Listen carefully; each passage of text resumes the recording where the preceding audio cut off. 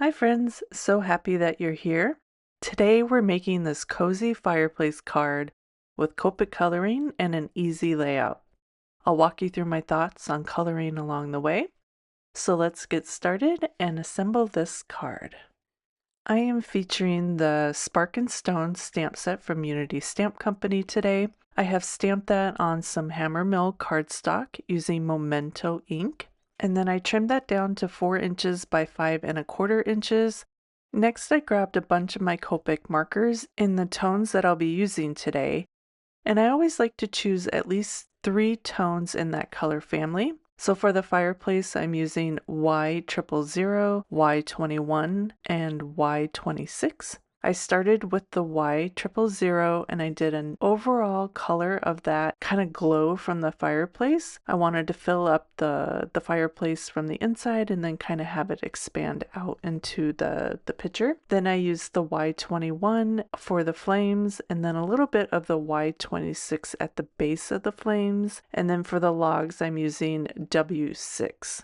I did leave a bit of white space in those flames. It just creates a bit of contrast when you're coloring to leave a little bit of that white in there. Next, I'm going to start working on all the stones. I had this idea in my head of a white brick fireplace, but I wanted it to have warm tones. So I'm using all warm grays for the stonework. Starting off with W3, I'm doing the base of each stone individually. So I'm adding color to the bottoms of the stones and leaving the top fairly white. There's also a lot of shading involved in the stamp itself. It does a lot of the work for you. So anywhere you see a lot of the black lines, you'll want to fill that in with color more. So I'm using those lines of shadow that's built into the texture of the stamp and the stones, and that's where I'm tending to add my color. Next, I'm going to come in with a little bit deeper, darker tone with a Y4 and kind of go over the same areas, but a little bit lighter. That way I have 2 tones of that warm gray in each of those stones while still keeping a lot of that white space in each of the stones. When I get closer to the center of the fire, there's some less definition in the lines of the stamp, so I'm kind of filling that area in myself, just kind of going off of what a brick usually looks like. I'm also not being really heavy-handed with my coloring, and I'm using a bit of a scribbly, haphazard motion. I don't want perfect lines. I don't want perfect edges. This will give a more organic feel to your coloring, and it's just a style that I have developed over time. And then when I was done using the W4, I'm going to come in with W6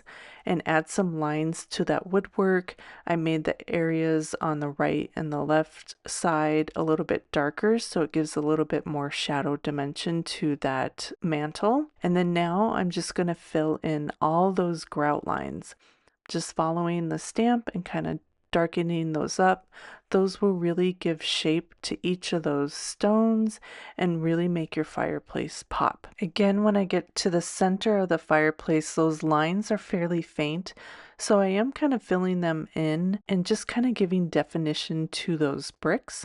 You'll kind of have to guess. Go slow if you're a beginner colorer or you're just not comfortable with your coloring yet. Just kind of take it easy and slow and go light-handed. You can always add more, but you can't take it away.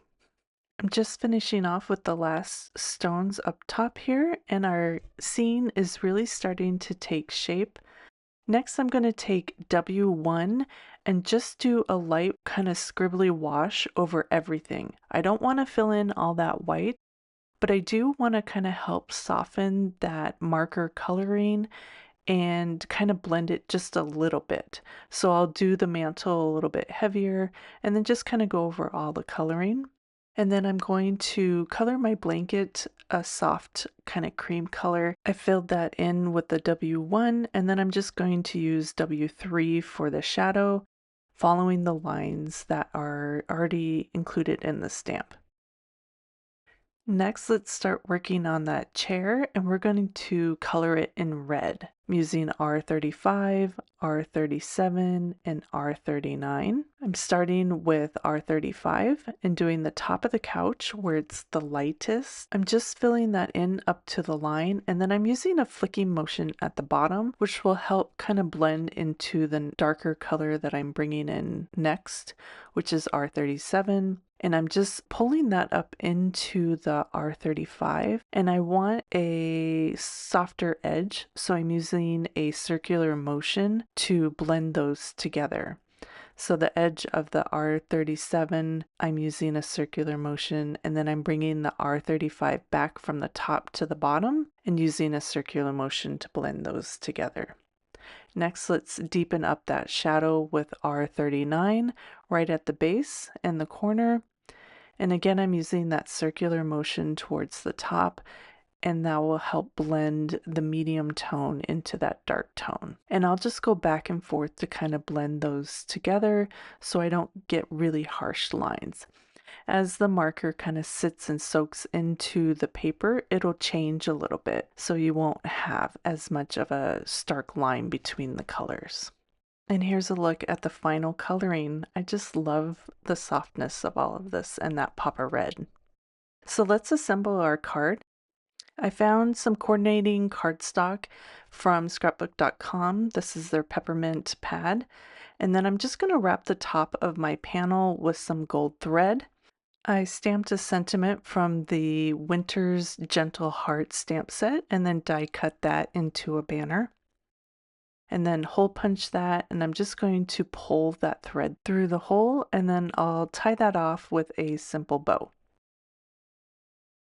And now I'm going to slide that up a little bit so I get that right above the mantle. I'm going to fiddle with that bow one more time, and then I'm going to trim off those tails to a length that I like, and you can always pick the length that you like. I'm going to add a little bit of foam tape behind that banner so it stays in place. I don't want it to cover up that fireplace, so I'm just going to tack that down. And then now I'm just going to adhere that directly onto my card front.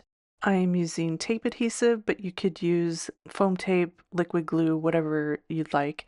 This is a single layer card, but you could also pop it up. And here is the finished card. I love how this cozy little scene came together with the soft stone shading and warm glow around the fireplace. It makes such a sweet card for sending a little comfort.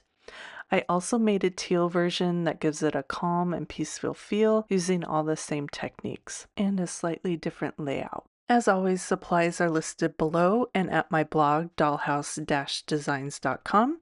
Thank you for creating with me, and I'll see you again soon for another video. Bye.